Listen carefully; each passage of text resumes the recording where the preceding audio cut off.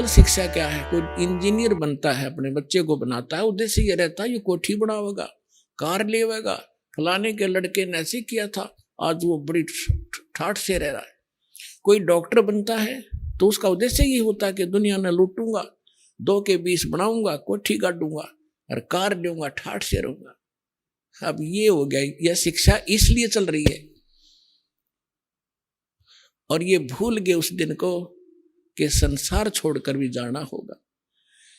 एक डॉक्टर था यहीं पर, अब जैसे कोई अन्य भी कोई ला करता है, मैं जज लगूंगा, मैं ये करूंगा, वकील बनूंगा, इंजीनियर बनूंगा, टीचर बनूंगा, उद्देश्य केवल मन में एक ही होता है।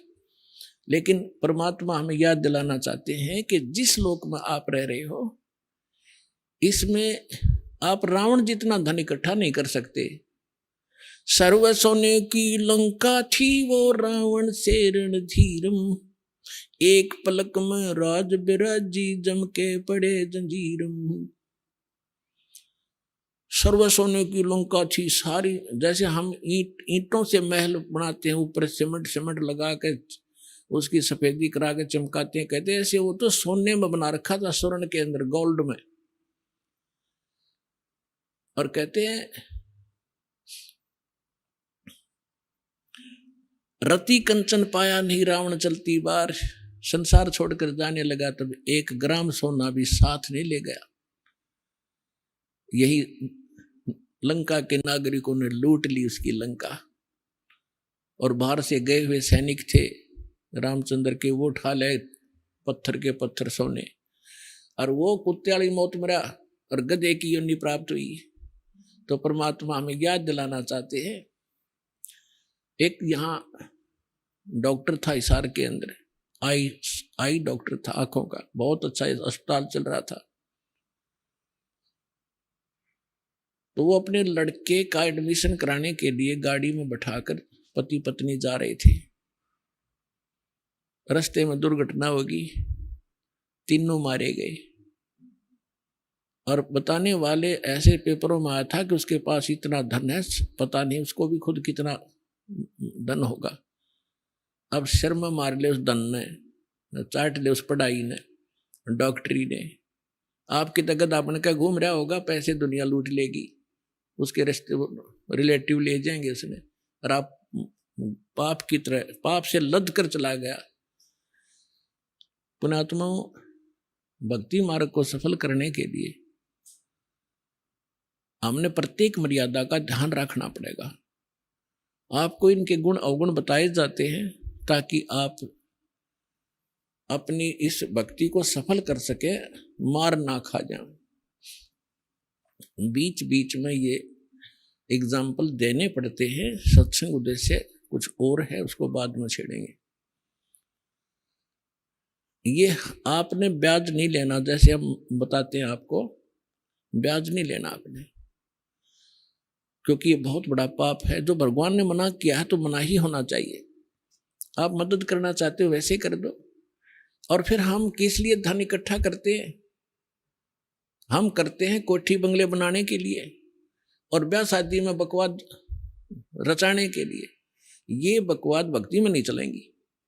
यदि आपने परमात्मा पाना है और यहाँ से सुख लेना है, ये जीवन सुख में ठीक ढंग से अपने व्यतीत करना है, तो जो दास मर्यादा बताता है ये गॉड गिवन है, और इनके अनुसार चलोगे तो आप सफल हो जाओगे, यहाँ भी सुखी रहोगे और फिर सतलोक चले जाएंगे, सदा के लिए पीछा छूटे इस गंदे लोक से।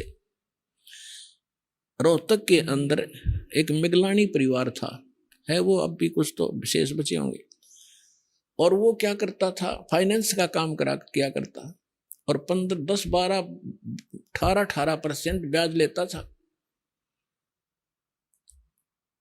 और उसके हमारे भक्तों ने एक कोई गाड़ी ली थी अपने लोन लेकर उससे, तो उससे आना जाना रहा, किस्त कैश देते थे।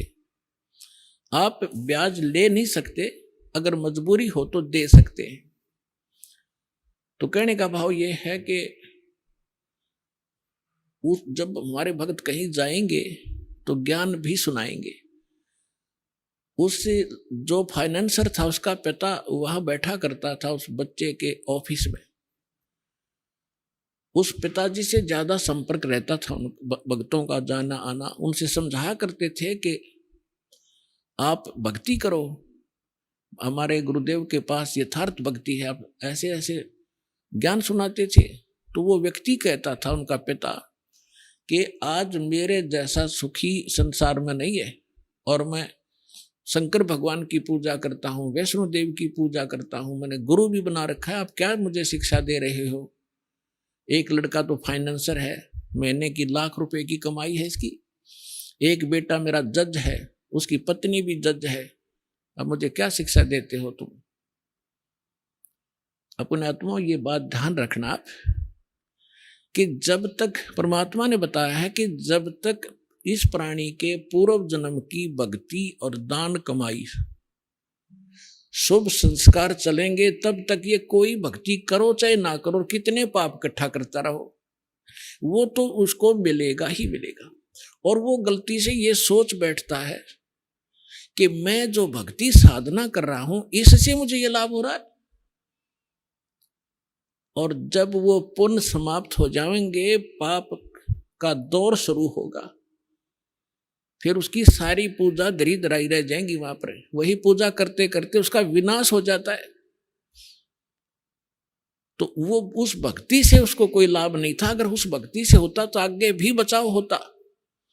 तो कुछ दिनों के बाद पेपर में, एक समाचार पत्रों में खबर छपी, और उस खबर को पढ़कर उस भक्त ने हमें बताया, जी ऐसे ऐसे हम एक फाइनेंसर से कुछ वो लोन लिया था, लोन तो उनका क्लियर हो चुका था। फिर उनको याद आया कि तो वही व्यक्ति है जो यूं कहा करता कि मेरे जैसा सुखी नहीं, उसमें क्या लिखा था। फिर वो जाकर आए, वहां पर शोक व्यक्त करने भी गए। उस समय तो बात करण की भी नहीं थी ना, अच्छा नहीं लगा था। बाकी वो जाके आए, सारी कथा सुनी। क्या हुआ कि उन्होंने एक संडे के दिन एक धार्मिक अनुष्ठान करवाया अपने गुरुजी से। धार्मिक अनुष्ठान करवाया, सारे जो क्रिया थी वो करी, कोई जागरण जुगरण करवाया, जैसा भी हवन पवन किया। तो उस बची हुई सामग्री को, जैसे हवन से बची हुई राख को फूल चढ़ाते हैं, फूलों को उनको जल प्रवाह करते हैं बाद में। तो वो दोनों भाई फाइनेंसर और वो जज, उन दोनों को गाड़ी में बैठकर विसर्जन करने गए थे। एक रोहतक से झज्जर रोड के ऊपर, झज्जर साइड में, रोहतक साइड, दिल्ली साइड में एक जवाहरलाल नेहरू कैनाल है, पक्की नहर है, बहुत चौड़ी, और उसमें पानी जब चलता है तो फुल बहुत बह के चलती है। साथ में ड्राइवर था। उन्होंने जो लिफाफा ले रखा था फूल फाल, वो जाकर के ऐसे पानी में डालना चाहा किनारे खड़ा होकर के। वो कुछ पटरी टेढ़ी थी उसकी, ऐसी स्लोप में, वो ऐसे गिर गई।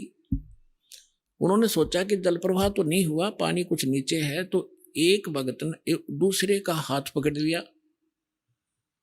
जज खड़ा रहा, उसका जो फाइनेंसर भाई था वो उसको अपना हाथ पकड़ा कर उसको, और नीचे को होकर ऐसे जल प्रवाह करने लगा पटड़ी पर पड़ी हुई स्लोप के अंदर उस सामग्री को। ऐसा पैर फिसला, वो झटके में दूसरा भी साथ ही, दोनों उस दरिया में बह गए। तीसरे दिन लाश पाई थी उनकी। तो पुण्यात्माओं, परमात्मा याद दिलाते हैं, झूठे सुख को सुख कहे ये मान रहा मन मोदे, ये सकल चबीना काल का कुछ मुख में कुछ गोदे। मन तू सुख के सागर बस रे, भाई और ना ऐसा यस रे।